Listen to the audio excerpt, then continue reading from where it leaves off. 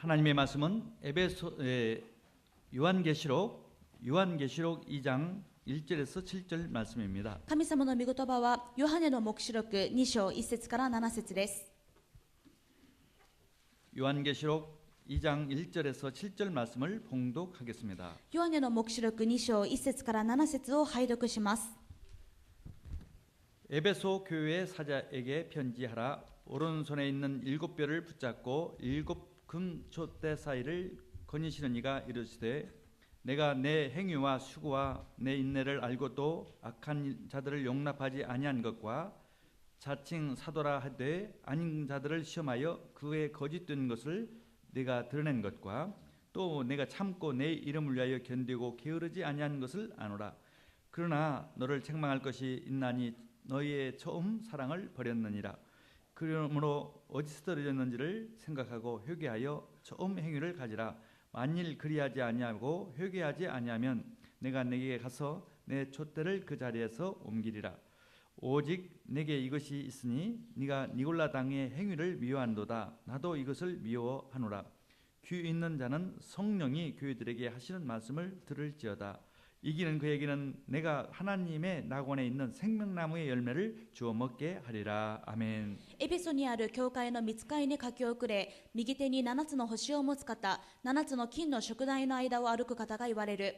私はあなたの行いとあなたの労苦と忍耐を知っている。またあなた方が悪い者たちを我慢することができず、使徒と自称しているが、実はそうではない者たちを試して、その偽りを見抜いたことも知っている。あなたはよく忍耐して、私の名のために耐え忍び、疲れたことがなかった。しかし、あなたには非難すべきことがある。あなたは初めの愛から離れてしまった。それであなたはどこから落ちたかを思い出し、悔い改めて初めの行いをしなさい。もしそうでなく、悔い改めることをしないならば、私はあなたのところに行って、あなたの燭台をその置かれたところから取り外してしまおう。しかし、あなたにはこのことがある。あなたはニコライ派の人々の行いを憎んでいる。私もそれを憎んでいる。耳のある者は、御霊が諸教会に言われることを聞きなさい。勝利を得る者に、私は神のパラダイスにある命の木の実を食べさせよう。 아멘.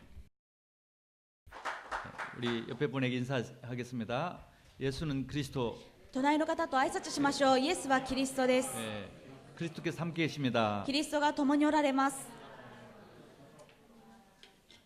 2015년 이제 한 해의 마지막 주일입니다. 2015年という1年の最後になります。 이 마지막 주일날 주님께서 주신 말씀을 우리는 귀담아 드려야 하겠습니다. この手術に与えてくださる御言葉を私たちは気をつけて聞かなければなりません。 한 해 동안 우리가 받은 응답들이 너무 많습니다. この1年の間受けた答えがたくさんあります。 나는 응답을 받지 못했다라고 생각하는 분들도 있겠지만은 自分は答えられていないと思う方もいらっしゃるかもしれませんが、 이렇게 신앙을 지키고 있다는 것이 신앙을 가지고 있다는 것 자체가 은혜 중의 은혜입니다. 今このように信仰を守っている、信仰を持っているということ自体が一番の恵みです。 또 건강하고 이렇게 활동할 수 있어서 병원에 입원해 있지 않고 이렇게 나와서 교회에서 예배드릴 수 있는 것도 큰 은혜입니다. また今健康でどこかに入院しているわけではなく、今活動して自由に今教会に来れているということも神様の大きな答えです。 모든 것이 돌이켜보면 은혜고 감사할 것뿐입니다. 振り返ってみると全てが答えで恵みであり感謝することしかありません。 우리 마지막 주일날 하나님께 감사하면서 돌이켜보면 너무 은혜스러운 것이 많고 감사하면서 또 하나님의 음성을 듣는 그런 시간 되길 바랍니다. この最後の手術に本当に感謝しながら最後の恵みを神様からいただきたいと思います。 주님께서 우리에게 주신 말씀은 계시록 2장 1절에서 7절 말씀입니다. そして今週主が与えてくださる御言葉はヨハネの黙示録2章1節から7節です。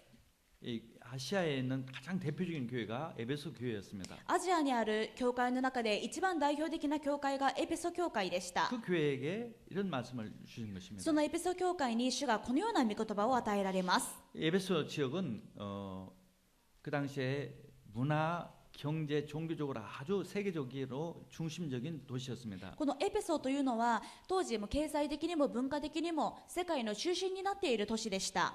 인구가 약 50만 명 이상 살고 있는 도시였습니다. 人口は当時50万人ほどが住んでいたそうです。 로마 제국 시대에 로마 다음으로 큰 도시라고 말합니다. ローマ帝国の時代にそのローマ本地であるイタリアの次に栄えていた町だということでした。 예를 들어서 2만 5천 명이 앉을 수 있는 그 원형 극장이 있었습니다. もうそこには2万5千人の観客が入れる円形劇場がありました。 또 1만 5천 권 이상의 책을 소장한 도서관도 있었고요. また1万5千冊以上の本を所蔵している図書館もありましたし、 아주 그 대리석으로 뭐 길도 아주 포장이 되어 있고 뭐 거기에 공중 목욕탕 뭐 아주 여러 가지 시설들이 다 있습니다. 道路も大理石で舗装されていて、浴場ですとかそういった公共施設も高いレベルで整われていました。 그런데 그리스도가 없는 하나님을 모르는 그런 도시였기 때문에 아주 큰 우상들이 있었습니다. ですがキリストを知らない、神様を知らないそういう町でしたので、たくさんの偶像もありました。 예를 들어서 제우스 신이라는 신이 있었고 例えばゼウス神とか 그리스 신이죠. ギリシャの神々です。 또 이 그 에베소에 거기 본산지로 있는 그 아데미우스라는 여자 신이 있었습니다. またそのエペソの地域を自分の本拠地にしているアルテミスという女神もいました。 풍요의 신이라고 해서 농사를 잘 짓고 돈을 잘 벌려면은 이걸 믿어야 한다. 그래서 예를 들어서 그 아데미우스는 에베소 중심으로 시작한 우상인데 아주 그 당시에 굉장히 번성했던 큰 우상이었어요. 豊穣の神だと言われていて、こう農業をして豊作になるためにはこの神を拝まなければならないということで、このエペソが本拠地だったんですが、かなり広い地域でこのアルテミスは信じられていたそうです。 어마어마한 신전이 거기에 있었습니다. ものすごい神殿がエペソにはありました。 또 그 당시에 이 로마의 황제였던 도미니안은 자기가 신이다. 도미티안이라는 황제가 자기가 신이다. 그래서 자기를 숭배하도록 강요해서 그 당시에는 전부 다 도미니안을 또 신이라고 하나님이라고 그렇게 숭배했었습니다. また当時ローマ皇帝であったドミティアヌスは自分が神であると皇帝を神格化したので、皇帝崇拝もまた行われていました。 구체적으로 에베소는 지금의 터키의 중부 지방에 있는 터키의 그 해안 지방에 있는 도시였습니다. そしてエペソというのは今のトルコの海岸地域にある町です。 거기 바울이 전도로 가서 선교를 가서 약 3년 동안 머물면서 선교를 했습니다. そこにパウロが伝道しに行き、3年間とどまりながら使役をしました。 그래서 큰 교회가 되었습니다. それで大きな教会に成長したわけです。 그래서 교회 처음 시작은 바로 예루살렘이었고요. 예루살렘 다음으로 큰 교회가 안디옥 교회였습니다. 教 그리고 会の一番の始まりはエルサレム教会で、その次に建てられたのがアンテオケ教会でした。 그다음에 세 번째로 이 에베소 교회였습니다. そして3つ目の教会がエペソ教会です。 3대 교회라고 말합니다. ですからこの3つを三大教会と言ってい 그걸 ます。 바울이 목회를 했고요. ここではパウロが牧会しまし 그다음에 た。 바울은 로마에 갔고 그다음에 그 제자인 디모데가 목회를 했고 その後からパウロはローマに行きましたので、その後を引き継いでテモテが牧会しました。 그다음에 이 사도 요한이 그 목회를 했습니다. その次は使徒ヨハネが牧会をしまし 사도 た。 요한은 AD 67년 전부터 이게 목회를 했는데 일설에 의하면은 마리아 예수님의 어머니 육신적인 어머니 마리아와 함께 와서 거기서 살았다 이렇게 말합니다. 使徒ヨハネは紀元後67年からこのエペソ教会で働いていたということなんですが、一説によるとイエスの母マリアも一緒にそこに留まっていたそうです。 대부분의 사도들이 다 순교를 했지만은 이 사도 요한은 순교하지 않고 자연 살 때까지 90세 가까이 살았다고 합니다. 大抵の人たちは殉教したんですが、この使徒ヨハネは殉教しないで90歳まで生きていました。 그러나 이 박해가 심했기 때문에 그 도미티안 황제가 이 사도 요한을 유배를 보냈습니다. 바로 반모섬으로 보냈습니다. ですが迫害は続いていたので、ドミティアヌス帝が使徒ヨハネを島流しに流刑してしまうんですが、パトモス島に流刑されます。 그 에베소의 그 앞에 있는 바다 그 지중해 바다의 조그만 섬에 유배를 보냈습니다. その島はエペソの向かいにある小さな島なんですが、そこに流されてしまいました。 거기서 있었는데 어느 주일날이었습니다. そしてパトモス島に使徒ヨハネがいた頃、ある日主日の朝でした。 여기 보니까 1절 9절에 보니까 판모라는 섬에 있을 때 10절에 보니까 주의 날에 성령이 감동되어서 이게 하나님의 예수님을 직접 보게 되는 것입니다. 黙示録1章9節と10節を見てください。彼がパトモスという島にいた時、主の御日に御霊に感じ、つまりイエス様を直接見るという出来事がありました。 어떤 모습의 예수님으로 하셨냐면은 13절 1장 13절에서 16절에 보니까 촛대 사이에 인자 같은 이가 발에 끌리는 옷을 입고 가슴에 금띠를 띠고 그의 머리와 털의 희기가 양털과 같고 눈 같으며 그의 눈은 불꽃 같고 그의 발은 불뭇불에 단련한 빛난 주석 같고 그의 음성은 많은 불소리와 같으며 그의 오른손에 7별이 있고 그의 입에서 사회의 낯선 검이 나오고 그 얼굴은 해가 희미하게 비치는 것 같더라. その時イエス様がどういうお姿だったのかというと、13節から、それらの宿題の真ん中には足まで垂れた衣を着て胸に金の帯を締めた人の子のような方が見えた。その頭と髪の毛は白い羊毛のように、また雪のように白く、その目は燃える炎のようであった。その足は炉で精錬された光り輝く真鍮のようであり、その声は大水の音のようであった。また右手には7つの星を持ち、口からは鋭い両刃の剣が出ており、顔は強く照り輝く太陽のようであった。 하나님의 모습이면서도 사람의 모습기도 하고 하나님의 그 모습으로 나타난 것입니다. 人の姿なんですが、神様の栄光を持った姿で現れたわけです。 그 예수님은 그리스도시기 때문에 イエス様はキリストなので、 하나님의 아들이시기 때문에 神の御子であられるので、 하나님이시기 때문에 부활하셔서 이 모습으로 계시며 천국에 계시는 것입니다. また神様ご自身ですので、復活してから今もこの姿で天の国におられます。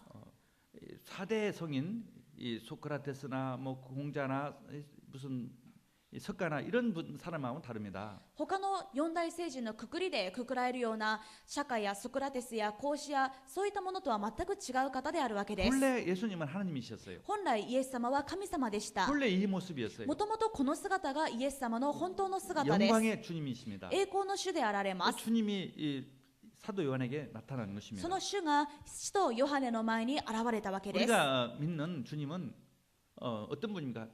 참된 하나님이요 완벽하신 주님이십니다. 私たちが信じている神様はどういう方でしょうか。本当の神様であり完全な方です。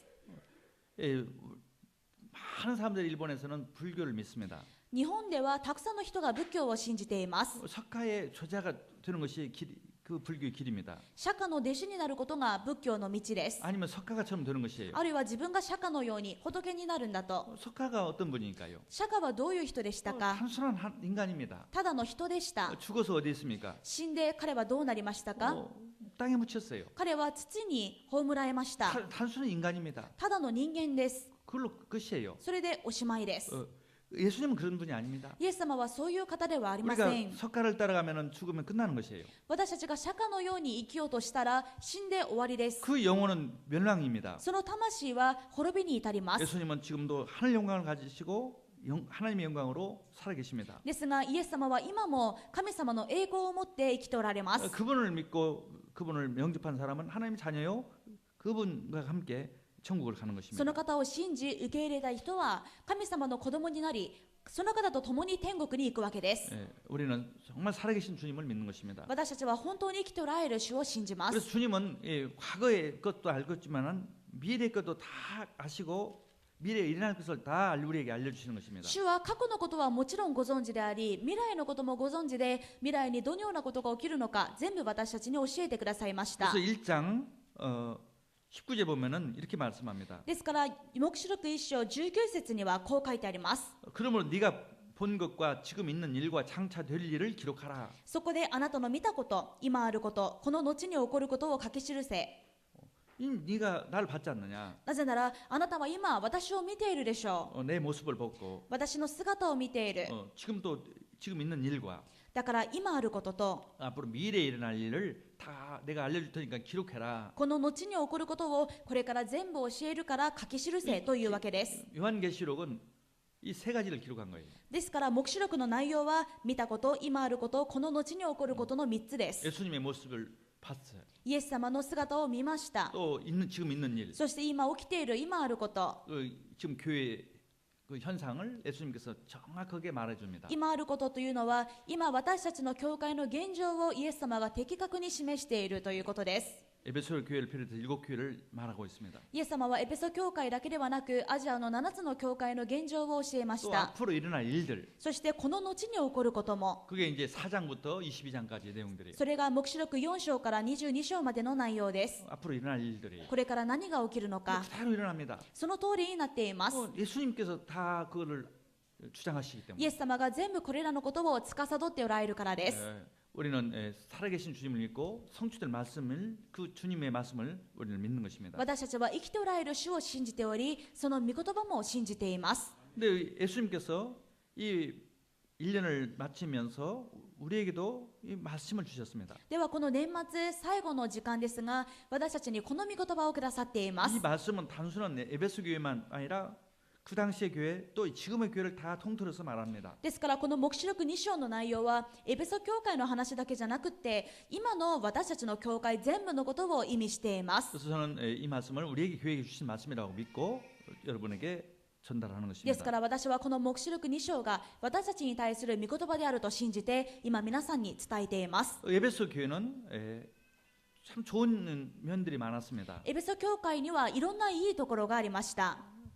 큰 교회가 성장할 때까지는 많은 이 수고들이 있었습니다. 大きな教会に成長するまでいろんな労苦をしたでしょう。 대표적인 교회가 되려면은 아주 많은 헌신이 필요했죠. このような代表的な教会になるまでいろんな献身と労苦が必要でした。 그래서 바울은 사도 요한은 예수님으로부터 받은 말씀을 전했는데 첫 번째 내용이 예수님께서 이 에베소 교회를 칭찬했습니다. ですからヨハネの書き記したイエス様の御言葉にはまず最初にエペソ教会を褒めています。称賛しています。 정말 고통스러울 만큼 수고를 했다. 本当にあなたの労苦を私は知っているんだと。 그래서 이렇게 큰 교회로 성장할 수 있도록 수고했다. こんな大きな教会に成長するまであなたは労苦した。 또 여러 가지 핍박과 박해가 그 당시에 많이 있었지만은 またいろんな迫害と困難が当時ありましたが 잘 견뎠다. あなたはそれによく忍耐した。 그 도미티안 황제의 핍박이 있었습니다. 잘 견뎠어요. そのドミティアヌス帝の迫害によく忍耐して耐えた。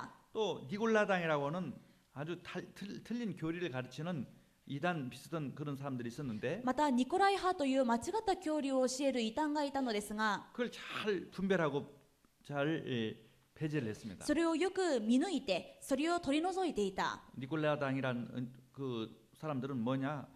하나님을 이제 예수님을 믿었으면은 천국을 갈 거니까 어떤 나쁜 일을 해도 어떤 것을 해도 문제 없다. 그렇게 반율법적이고 반도덕적이고 그런 아주 타락주의적인 사람들이었습니다. ニコライ派の人たちというのはもう私たちはイエス様を信じているんだから後の人生は自分がどう生きてもいいといったように間違ったとても堕落的なそうでありながら立法的な間違った教理を教える人たちでした。 우리가 완벽하게 살 수는 없어요. もちろん私たちが完璧に生きることはできません。 근데 일부러 막 그걸 무시하고 타락하고 그것은 하나님이 원하시는 でも 방법이 아닙니다. あえて御言葉を無視してもう完全に自分の思うがままに堕落するのは神様の願うことではありません。 하나님은 우리 거룩하신 분이에요. 神様は聖なる方だからです。 우리 안에 성령을 보내주셔서 그리스도가 들어오셔서 우리도 거룩하게 살도록 하나님께서는 우리를 바꿔주고 私たちの中 바꾸시는 に 분입니다. 聖霊を使わしてまた私たちも聖なるものになるように変えていかれる方だからです。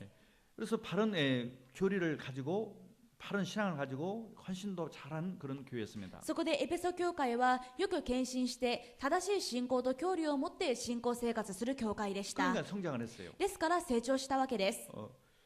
그런데 이 편지가 기록될 때는 약 AD 90년경인데 에베소 교회가 세워진 지 약 40년 후에쯤도의 일이었습니다. この黙示録が書かれたのは紀元後90年頃なんですがエペソ教会が建てられてから40年経った時のことです。 40년 되니까 성도들에게 많은 증거들이 있었습니다. 40年も経って生徒たちにいろんな証拠が与えられまし 많은 た。 축복들이 왔습니다. たくさんの祝福が与えられました。 정말 예수님을 변함없이 잘 믿어보세요. 반드시 축복 응답이 옵니다. 皆さんも変わらずにイエス様をよく信じてみてください。間違いなく答えと祝福があります。 분명히 응답이 오게 돼 있어요. 間違いなく答えは来るようになっています。 불신앙하지 않고 정말 바르게 믿으면 응답이 오게 돼 不 있어요. 信仰しないで正しく信じると必ず答えられま 우리 す。 교회도 많은 성도들이 그런 증거 있습니다. 私たちの教会にもたくさんの生徒方の証があるでしょう。 많은 축복들이 오게 돼 있어요. たくさんの祝福がもう与えられます。 그런 축복을 받으면서 한편으로 한편으로 믿음이 그 사랑이 예수님에 대한 열정이 식어졌던 것입니다. ですがそういった祝福を受ける中で一方ではイエス様に対する愛が情熱が冷めていってしまいました。 처음에 그 도시에서 예수를 믿던 사람들은 출세한 사람들이 아니었습니다. 最初このエペソでイエス様を信じ始めた人たちはこう立派な社会的に出世した人たちではありませんでし 그 た。 당시에 출세를 하려면은 우상 숭배를 해야 해요. 当時出世しようと思ったら偶像崇拝しないといけません。 황제를 신으로 숭배를 해야 もう 하고 皇帝が神格化されていますから皇帝を拝まないといけない。 제우스 신을 ゼ 믿어야 ウス 하고 神を拝まないといけない。 또 그 지역에 신이 있던 아데미 신을 믿어야 また 하고 その地域の神であるアルテミスを信じないといけない。 이미 사회적으로 아주 유명한 사람들은 좀처럼 그걸 버리고 교회 오지는 못했어요. ですから社会的にこう地位のある人はそういったものをこう簡単に捨てて教会に来るということはできなかったわけです。 교회 오시는 분들은 그 당시에 오는 분들은 병이 많이 있고 어디 가서 고칠 수도 없는 분들, 어떤 사람들, 참 가난한 사람들, 사회적으로 그렇게 좀 지위가 낮으신 그런 사람들이 많이 교회에 です 왔습니다. からどちらかというと教会に初めてその集まった人たちはこう社会的に地位が高くない、あるいはこう病気を持っているとかそういった社会的な弱い人たちが集まっていました。 근데 정말 그리스도를 믿으니까 ですが本当にキリストを信じたところ 질병이 치유되고 病が癒されて 정말 경제적으로 축복을 받고 経済的にも祝福され 또 て 사회적으로도 응답을 받고 社会的にも応えられました。 많은 응답이 와요. たくさんの答えが与えられました。 예를 들어서요, 우리가 열심히 잘하고 하는 것은 중요하지만은 정말 예수만 믿어도 예수만 잘 믿어도 응답이 오게 돼 있어요. もちろん私たちが何かを一生懸命頑張ることも大事ですが、イエス様をよく信じているだけで答えられます。 창세기 3장 문제가 해결됐기 때문에 なぜなら創世記3章の問題が解決されたの 저주가 で 해결됐어요. 呪いが解決されています。 인간의 문제는 영적인 문제예요. 人間の問題は霊的な問題です。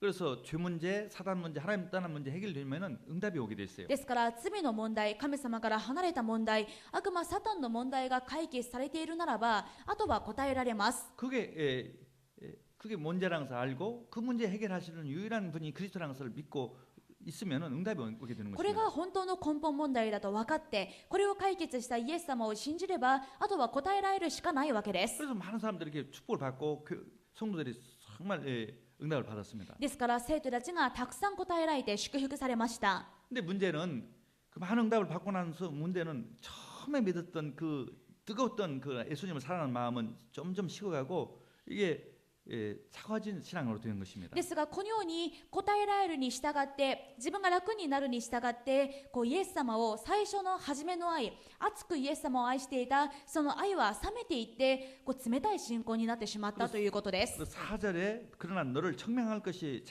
있나니 너희 처음 사랑을 버렸느니라. ですから4節にしかしあなたには非難すべきことがある、あなたは初めの愛から離れてしまった。 그래서 오늘 이 말씀을 우리가 잘 묵상해야 この御言 합니다. 葉を私たちがよく考えなければなりません。 2015년 시작할 때보다 많은 응답을 받았지만은 혹시 내가 그때보다는 더 예수님에 대한 사랑이 식어지지 않았는가? 2015年を始めた時に比べてたくさんの答えをこの1年間受けたが、でもその前に比べて自分の信仰が冷めてはいないか。 아니면 내가 처음 예수 믿을 때는 참 아무것도 없고 참 힘들었지만 그래도 예수님 정말 사랑했는데 그 사랑보다는 지금 많은 응답 받았는데 지금 그런 사랑보다는 식어지지 않는가를 우리가 점검해야 보여야 あるい 합니다. は自分がイエス様を信じ始めた頃は何もなかったのにイエス様への愛は熱いものだった。しかし今はたくさんの祝福と答えを受けているけれども、その時に比べてイエス様への愛が冷めてはいないかということを確認しなければなりません。 아니면 어떤 시험에 들어서 あるいは何かにつまずいて 정말 이 귀한 복음을 우리는 받았는데도 그 조그마한 시험 때문에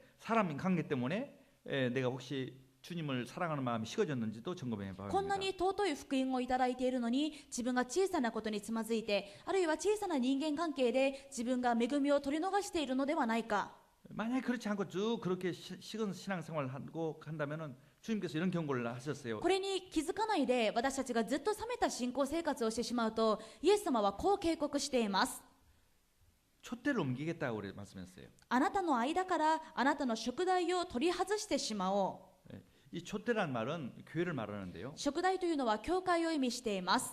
교회를 다른 데로 옮기겠다. つまり教会を取り外してしまう。 너 말고 다른 사람 믿을 사람한테 내가 네 신앙을 가져다가 다른 사람 신앙을 주겠다는 것이요. あなたよりもっと信じる人の方にその食材を持っていくということです。 근데 자 에베소는 정말 그렇게 되었어요. 불행하게. でも不幸なことにエペソ教会は本当にこうなってしまいまし 지금 た。 에베소는요 아무것도 없습니다. 今エペソの町には何もありません。 그 유적밖에 안 남지 遺跡しか残っていません。 세계 그 3대 도시 그렇게 큰 도시 이렇게 아무것도 없을까? 世界三大都市と言われたあんなに栄えた町が今はこんなに何も残っていないのかと思いました。 교회가 없어지면 아무것도 없어지는 거예요. 教会がなくなってしまうと何も残らないということです。 그걸 하나님께서 증거로 보여주셨어요. それをイエス様は、神様は証拠として見せてくださいました。 우리는 그렇게 되어서는 안 되겠습니다. もう私たちはそうなってはいけません。 그래서 오늘 말씀을 받고 정말 그것이 그런 일이 없도록 우리가 정말 하나님의 은혜로 정말 예수님의 사랑을 다시 회복하기를 주님을 で 축원합니다. すからこの御言葉をつかんで、私たちがもう一度神様への愛を回復する時間になることを願います。 그러면 어떻게 하면 주님의 사랑을 다시 회복할 수 있을까요? ではどうすれば主への初めの愛を回復することができるんでしょうか。 2장 5절에 이렇게 말씀했어요. 2章5節にこう書いてあります。 그러므로 어디서 떨어졌는지를 생각하고 そこであなたはどこから落ちたかを思い出し、 내가 믿음이 예수님에 대한 사랑이 언제 때부터 무슨 일로 떨어졌는지를 우리가 봐야 つま 알아야 り 합니다. 自分がいつからイエス様への愛が冷めてしまったのか、何がきっかけだったのか、それを考えないといけません。 정말 예수를 잘 믿었는데 本当にあんなにイエス様を熱く信じていたの 예수님을 に、 사랑했는데 あんなにイエス様を熱く愛していたのに、 내가 죄 용서 받았다는 거 너무 감사하고 自分の罪が許されたことが本当に感謝で、 또 귀신에게 마귀에게 시달렸던데 그 해방된 거 너무 감사했고 未信者の頃悪魔に悪霊に苦しんでいたことを解決してもらって本当に感謝で、 정말 생명 얻고 하나님 나와 함께 있다는 걸 알고 나서 정말 감사했는데 自分に本当の命があり、神様が共におられるということに感謝していたのに、 질병이 고쳐진 것 때문에 너무 自 감사했고 分の病気が治ったことに感謝していたのに、 언제 때부터 내가 믿음이 식어졌나 なのにいつから何がきっかけで自分の信仰が冷めてしまった 언제 の 때부터 か、 내가 예수님에 대한 사랑이 식어졌는지 いつからイエス様への愛が冷めてしまったのか、 또 정말 성도를 사랑하고 정말 그런 마음도 있었는데 이제는 왜 성도들을 미워하는 마음이 생기고 서로 시기하는 마음이 생기는지 また教会に感謝して生徒に愛する気持ちがあったのに、いつから自分が生徒を愛するよりは憎み妬むようになったのか、 그걸 잘 생각해 보라는 そ 것입니다. れをよく考えてみなさいということです。 먼저 まず、 그래서 예를 들어서 물건을 잃어버렸다 보세요. 例えば何か物をなくした時も、 물건을 잃어버리면 내가 어디서 잃어버렸지? いつなくしたっけ、 언제 어디서 잃어버렸는지 그걸 생각해 봐야죠. いつどこでなくしたか、まずこれを考えないといけません。 이 말은 에베소라는 도시가 아주 큰 도시였기 때문에 というのは、今エペソという町はすごく大都市だったので、 에베소 사람들 이 말이 무슨 말인지 알아요. エペソの人たちはどこから落ちたかを思い出しというのがすごくピンときます。 시골 같으면은요 금방 떨어져도 다 금방 알아요. 田舎だったら何か物を落としてもすぐ見つかります。 그런데요 대도시였기 때문에 사람들도 많이 다니고 복잡했기 때문에 도대체 어디서 떨어졌는지 잘 기억이 정확하게 안 나면은 정확하게 물으면 찾을 수가 없어요. でも大都市で人もたくさんいるし、通りも複雑だし、だからどこで落ちたのか、どこで落としたのかを正確に分かっていないと見つからないわけです。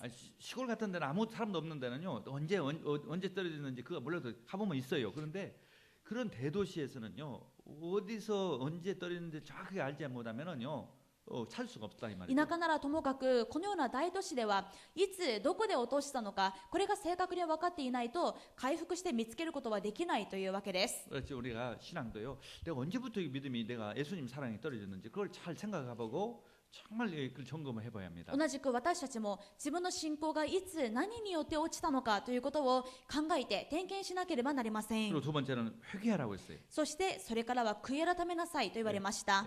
회개하라. 悔い改めなさい。 처음 회개라는 말은요 다시 제자로 돌아가는 거예요. 悔い改めるというのは自分の本来の位置に戻るということです。 아니면은 바르게 돌아가는 あるい 것이에요. は正しい姿に戻るということです。 정말 내가 잘못된 것을 인정하는 것입니다. 自分の過ちを認めることです。 인정하고 주님 앞에 고백하고 돌아가는 것입니다. 認めて主の前で告白して、その後はとどまらないで主の前に戻るということです。 그리고 처음 행위를 가져라. そして初めの行いをしなさい。 다시 말하면 처음 그 사랑으로 돌아가라. つまり初めの愛を回復しなさい。 그 말씀이 우리에게 적용되기를 바랍니다. この御言葉を自分に適用することを願います。 하나님과 우리 예수님과 관계는 사랑의 관계입니다. 神様とイエス様と私たちの関係は愛の関係です。 여러분 단순한 어떤 조건적인 관계가 아닙니다. 何か条件的な関係ではありません。 지식적인 관계도 아니에요. また知識的な関係でもありません。 우리는요, 뭐 자꾸 논리적이고 지식적인 것을 좋아하는 사람들도 있어요. 理論的な知識的なことを好きな人もいます。 하나님은 그것이 아니에요. でも神様はそういう方ではありません。 단순하고 単純であり、 순수하고 とても純粋で、 그냥 사랑하면 되는 거예요. ただ愛すればそれが答えです。 하나님은 우리를 이렇게 사랑한다고 말씀합니다. イエス様は私たちのことをこのように愛していると教えてくださいました。 하나님이 세상을 이처럼 사랑하사 독생자를 주셨으니 이는 그를 믿는 자마다 멸망하지 않고 영생을 얻게 하려 하심이라. 요한복음 3장 16절. その一人子をお与えになったほどによう愛された。それは御子を信じる者が決して滅びることなく永遠の命を持つためであるとヨハネ3章16節に書いてあります。 유명한 성경의 대표적인 성경 말씀이에요. これが一番聖書の代表的な聖句でしょう。 하나님이 세상을 우리를 이처럼 사랑하사 神様は私たちをどのように愛されたのか。 하나밖에 없는 독생자를 주셨으니 一人が一人しかいない一人子をお与えになったほどによう愛された。 이는 그를 믿는 자마다 멸망하지 않고 영생을 얻게 하려 하심이라. これは御子を信じる者は決して滅びることなく永遠の命を持つためです。 하나님의 사랑은 그렇게 뜨거운 사랑입니다. 神様の愛はこのように熱い愛情です。 요한 1서 4장 9절에 第一ヨハネ1章9節には 하나님의 사랑이 우리에게 이렇게 나타난 바 되었으니 하나님이 자기 독생자를 세상에 보내심은 그로 말미암아 우리를 살리려 하심이라. 사랑은 여기 있나니 우리가 하나님을 사랑한 것이 아니요 하나님이 우리를 사랑하사 우리 죄를 속하기 위하여 화목제물로 그 아들을 보내셨습니다. 사랑하는 자들아 하나님이 이같이 우리를 사랑하셨은즉 우리도 서로 사랑하는 것이 마땅하도다. 第一ヨハネ4章9節からです。神はその一人子を世に使わし、その方によって私たちに命を得させてくださいました。ここに神の愛が私たちに示されたのです。私たちが神を愛したのではなく、神が私たちを愛し、私たちの罪のためになだめの供え物としての御子を使わされました。ここに愛があるのです。愛する者たち、神がこれほどまでに私たちを愛してくださったのなら、私たちもまた互いに愛し合うべきです。 그래서 그리스도를 사랑할수록 또 성도를 사랑하게 돼요. キリストを愛するほど互いに愛し合うこともできます。 사람을 사랑하게 됩니다. 人を愛することができます。 또 예수님께서는 이런 세 계명을 주셨습니다. ですからイエス様はこのような新しい戒めを与えました。 요한복음 13장 34절에 새 계명을 너희에게 주노니 ヨハネ13章34節です。私は新しい戒めを与えます。 내가 너희를 사랑한 것 같이 너희도 서로 사랑하라. 互いに愛し合いなさい。私があなたを愛したようにあなた方も互いに愛し合いなさい。 그게 하나님 주님이 주신 새 계명이에요. これがイエス様のくださった新しい戒めです。 요한일서 2장 10절과 11절에도 第一ヨハネ2章10節と11節にも 그의 형제를 사랑하는 빛 가운데 거하여 자기 속에 꺼리낌이 없으나 그의 형제를 미워하는 자는 어둠에 있고 또 어둠에 행하며 갈 곳을 알지 못하나니 이는 그 어둠이 그의 눈을 멀게 하였습니다. 11節から見てみますと、兄弟を憎む者は闇の中にあり、闇の中を歩いているのであって、自分がどこへ行くのか知らないのです。闇が彼の目を見えなくしたからです。 예수님에 대한 사랑이 식으면은 성도에 대한 사랑도 식어져요. イエス様への愛が冷めてしまうと、生徒への愛も冷めてしまいます。 그래서 영적인 눈이 ですから、 어둡다. 霊的に目が見えなくなってしまうということです。 사도 요한은요, 이 사랑에 대한 단어를 굉장히 많이 ですか 사용했어요. ら、使徒ヨハネはこの愛という言葉をたくさん使いました。 그래서 사랑의 사도라고 말합니다. だから彼は愛の使徒と呼ばれています。 정말 예수님의 사랑을 가장 많이 받은 사람이에요. ヨハネがイエス様に一番愛された弟子でした。 가장 예수님을 사랑했고요. また彼自身も一番イエス様を愛していま 그래서 した。 예수님께서 내 어머니 마리아를 내한테 부탁한다. ですからイエス様はヨハネに私の母マリアをよろしくと頼んだわけです。 그래서 이 마리아를 끝까지 모셨던 사람이 사도 요한이에요. それでマリアに最後まで共にしたのがこの使徒ヨハネでした。 이 사도 요한은 전부 이 단어를 사랑이라는 단어를 많이 써요. ですからヨハネというのはいろんな愛という言葉を使っています。 예를 들어서 요한 3서 1절에 보면은 例えば第3のヨハネ1節を見てみると、 장로인 나는 이게 요한인데 사랑하는 가요. 이게 사랑하는 가요. 또 사랑하는 자요. 뭐 계속 이 사랑이라는 단어를 잘 많이 쓰는 사도가 바로 요한이에요. 長老からというのはヨハネのことですが、長老から愛するガイオへ、私はあなたを本当に愛していますと、愛という言葉をたくさん使っているのがわかります。 그리스도 사랑이 잘 아는 사람이에요. ヨハネ自身がキリストの愛をよく知っている人だから 그 사랑을 잘 だからです。 누리고 표현했습니다. ですからこの愛をよく味わってまた表現していました。 이 사랑은 바로 정말 수감이 무너지는 응답받는 비결입니다. 愛は暗闇が打ち砕かれる一番答えられる秘訣です。 사도 바울도 이 사랑에 대해서 이렇게 표현했어요. 使徒パウロも愛についてこう表現しました。 고린도전서 13장 3절에 第一コリント13章3節です。 내가 네게 있는 모든 것으로 구제하고 내가 내게 있는 모든 것으로 구제하고 또 내 몸을 불사르게 내줄지라도 사랑이 없으면 내게 아무 유익이 없느니라. また、たとえ私の持っているもの全部を貧しい人に分け与え、また私の体を焼かれるために渡したとしても、愛がなければ何の役にも立ちません。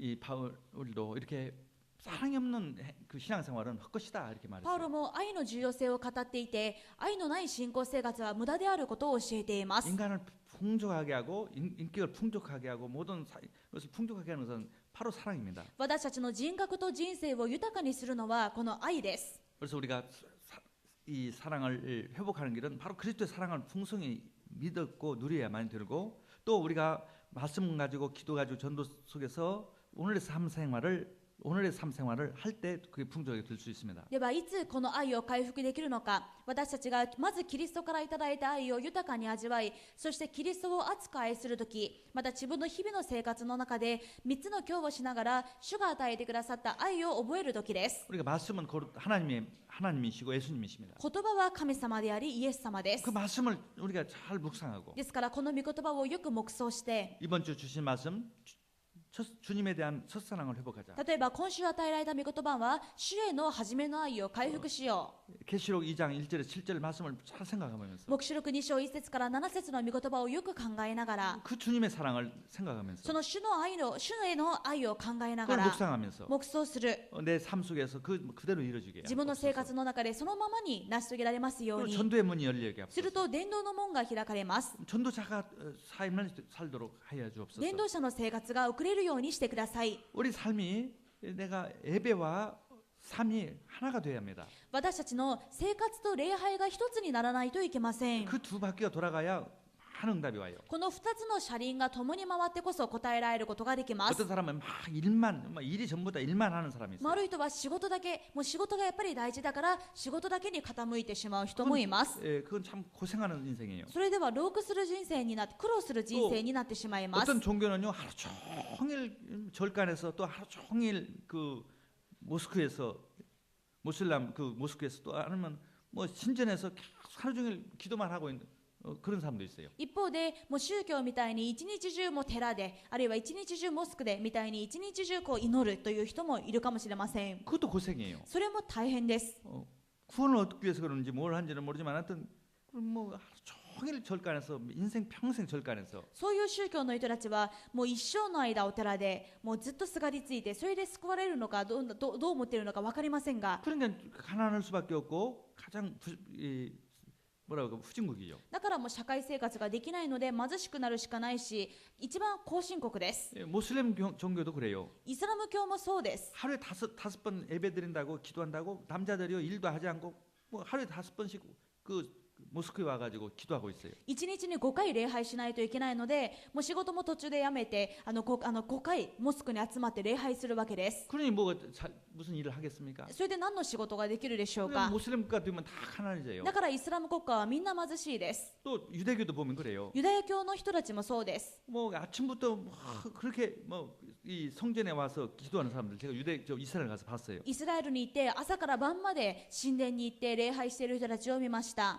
그 사람들만 사는 동네를 가봤어요. その人たちだけが集まって暮らしている町に行ったんですが、 아주 가난해요. 本当に貧しかったです。 국가가 전부 국가의 생활비 받고 산다고 그래요. だからもう自分では稼げなくって国からの生活保護を受けて暮らしているんだそうで 그게 す。 율법주의제요 종교에 매인 それ 사람들입니다. が立法主義、宗教にとらわれてしまった人たちの姿です。 우리는 그런 생활이 아니에요. 私たちはそういう生活ではありま 주님이 せん。 함께 있습니다. 主が共におられます。 그래서 주님을 누려야 합니다. ですから主を味わわないといけません。 한 주일날 예배를 통해서 교회에 꼭 오셔야 합니다. 주일날 교회에 와서 예배 드리고 말씀 받고 그걸 묵상하면서 정말 그 힘을 가지고 기도하면서 어디에서 기도해도 상관없어요. 기도하면서 그리고 그 일 속에서 응답을 받고 전도 속에 축복을 받는 どうや 것입니다. ってかというと、まず手術は教会に来ないといけません。教会に来て御言葉を受けて、それを持って現場に行かないといけないからです。そして現場の中で御言葉を味わいながら祈るとき、私たちはどこで祈っても主が共におられるので答えてくださいます。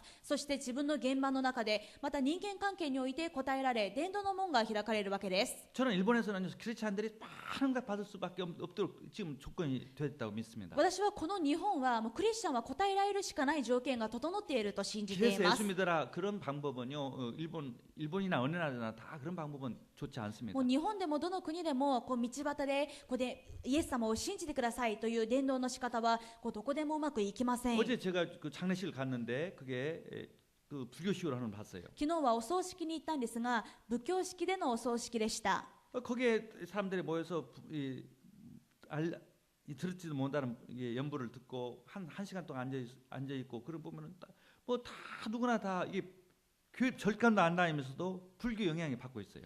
本当にそこに集まったたくさんの弔問客たちがもう1時間も座って意味もわからない念仏をずっと1時間も聞かされないといけない。ですから実際に自分が仏教徒でなかったとしてもすごく仏教の影響を受けるわけです。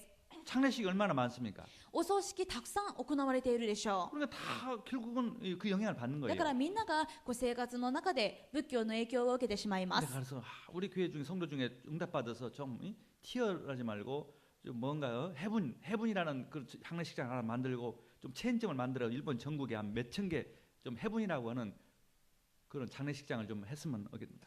ですから 생각을 해봤어요. 私たちの教会の生徒が答えられて葬式のお仕事をしてもうティアじゃなくて名前はヘブンにしてそれでキリスト教式のお葬式を広めることをやってほしいなと思います。 또 학교도 좀 해서 말이죠. 정말 유치원도 보육원 뭐 얼마나 많은지 몰라요.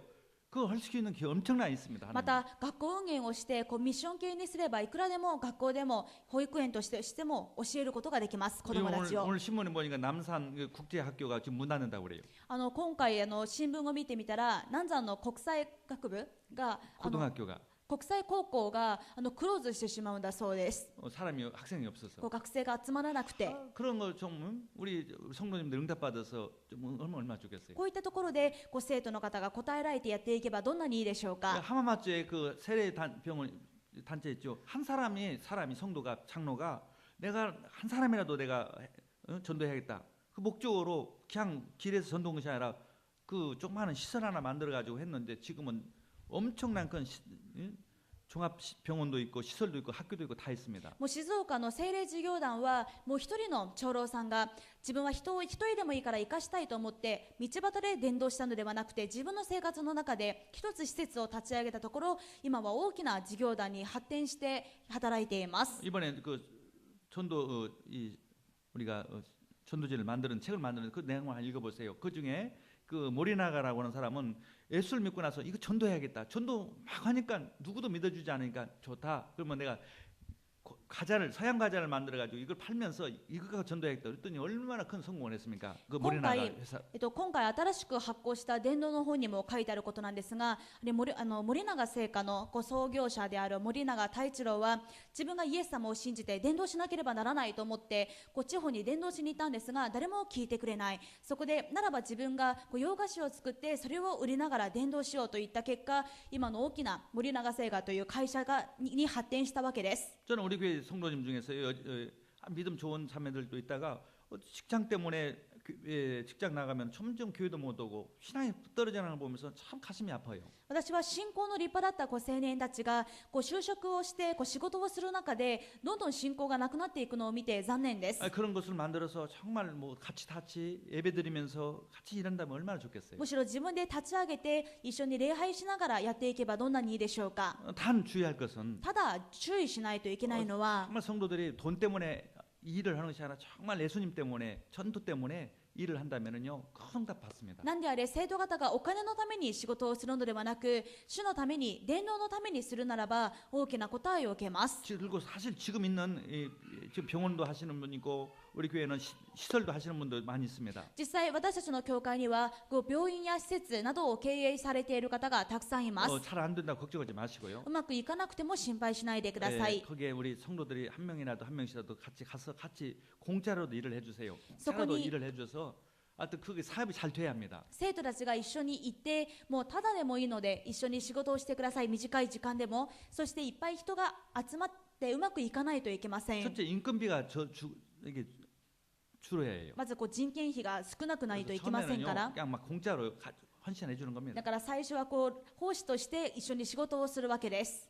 그럼 나중에 응답받아요. 後でその分必ず答えられます。 반드시 같이 축복을 받습니다. 共に祝福されます。 그래서 우리 성도님들 하는 사업들이 다 응답받아야 합니다. そして生徒方のビジネスが全部答えられないといけません。 그게 우리 사랑이에요. それが愛です。 할렐루야.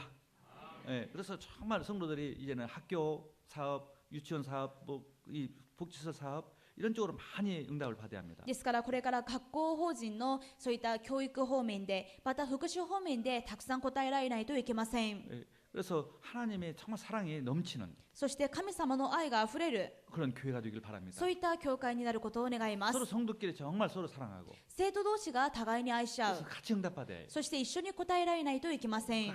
아무리 많은 응답을 받아도 절대 그리스도의 사랑이 떨어지지 않도록. そしていくら自分が答えられたとしても、初めのキリストへの愛が失われないよう 그래서 に、 일본보만 세계보만 꼭 할 수 있도록 そして必ず日本福音化と世界福音化ができるように、 하나님께서 그런 응답을 줄 줄 믿습니다. 主がそういう答えを与えてくださると信じます。 여기 결론적으로 말씀드리면은 여기 2장 7절 말씀에 승리하는 자 이런 말 이기는 자라는 이 단어가 나옵니다. ですから黙示録2章7節最後に申し上げますと、勝利を得る者にという言葉が書いてあります。 이기는 자란 말이 뭐예요? 勝利を得る者 적이 있습니다. 적이. というのは、私たちには戦いがあり敵がいるということです。 성도가 사람이 적이 아닙니다. 生徒が他の人が自分の敵なのではありません。 경쟁자가 아니에요. 他の生徒はライバルではありません。 다 같은 몸이고 같은 이 형제입니다. みんな一つの体で兄弟です。 우리의 적은 사탄이에요. では私たちの敵は誰なのか。悪魔で 이 す。 마귀 사단은 자꾸 우리 신앙을 이 믿음이 떨어지도록 사랑이 떨어지도록 사랑이 식도록 하는 悪魔 존재입니다. サタンは私たちが初めの愛を失うように、私たちの愛が冷めるように攻撃する敵であるわけです。 성도와 성도의 사이를 갈라놓는 거지. 生徒同士の仲を仲違いさせます。 그걸 없애는 거예요. これを私たちは勝利しなければなり 예수 ません。 그리스도의 이름으로 이 그리스도의 말씀으로 전도자의 삶을 살면서 마귀와 싸워서 승리하는 성도가 되기를 바랍니다. イエス・キリストの皆によって私たちの敵悪魔と戦って勝利する皆さんになることを願います。 2015년을 한 해를 보내면서 この2015年を終えながら、 내가 혹시 믿음이 사랑에 식어졌다면 もし私たちの信仰が冷めていたとしたら、 처음 예수 믿을 때보다 또 식어졌거나 自分が最初イエス様を信じていた頃の愛より冷めていたならば、 2015년 시작할 때보다 식어졌다면 2015年の初めからもしそうであれば、 오늘 이 말씀을 통해서 회복되고 今日この御言葉を通して回復して、 사단의 승리자가 되기를 바랍니다. また勝利者になることを願います。 사단의 승리자 되기를 주의 이름으로 축원합니다. サタンに対して勝利を得る皆さんになることを願い 2015년 ます。 최고의 한 해로 마감하기를 주의 이름으로 そ 축원합니다. して2015年を最高の状態で終えることを願います。 기도하겠습니다. お祈りします。 하나님 감사합니다. 神様感謝します。 2015년 마지막 주일날 2015年この最後の手術に 저희들에게 이 말씀을 주신 것을 감사합니다. 私たちに御言葉をくださったことに感謝します。 혹시 식어진 믿음이 사랑이 회복되게 하여 주시고 私たちの冷めてしまった信仰が回復できますように、 주님의 사랑이 다시 뜨겁게 하여 주시고 私たちのキリストへの愛がもう一度熱くなりますように、 성도 간의 갈등 또 불화가 이 한 해가 가기 전에 다 화해되고 다 회복할 수 있도록 축복하여 주시옵소서. 生徒方との仲違いがあるいは不安が全部回復され答えられるようにしてください。 우리 사랑 성도들과 서로 힘을 모아서 학교 사업 또 모든 복지 사업 모든 사업을 하나님 응답받게 해 주셔서 愛する生徒方が力を合わせて教育事業でも福祉事業でも答えられるようにしてください。 많은 전도의 문이 열리게 하시고 세계복음화 일본복음화 할 수 있도록 축복하여 주옵소서. たくさんの伝道の門が開かれ、日本福音化、世界福音化できるように主が働いてください。 불신앙하지 않고 승리하는 한 해가 되게 하옵소서. 不信仰しないで勝利する一年になるように主が働いてくだ 하나님을 さい。 맞으면서 최고의 응답받도록 축복하여 주옵소서. 一年を終えながら最高の答えを受けられるように働いてください。 이 시간에 질병 있는 성도들 깨끗하게 예수 그리스도 이름으로 고쳐 주시고 今病のある生徒方をキリストの皆で完全に癒してください。 또 일이 또 사업적으로 어려운 분들 새로운 마음으로 새로운 결단으로 다시 시작할 수 있는 힘을 주옵소서. またビジネスや仕事や生活で行き詰まっている方は新しい答えを受け新しく始められるようにしてくだ 우리 さい。 렘넌트들 새로운 마음으로 공부할 수 있도록 축복하여 ま 주옵소서. たレムナントたちも新しく勉強できるように主が働いてください。 예수 그리스도 이름으로 축복하며 기도드렸습니다. イエス様の皆によって祝福しながらお祈りします。 아멘.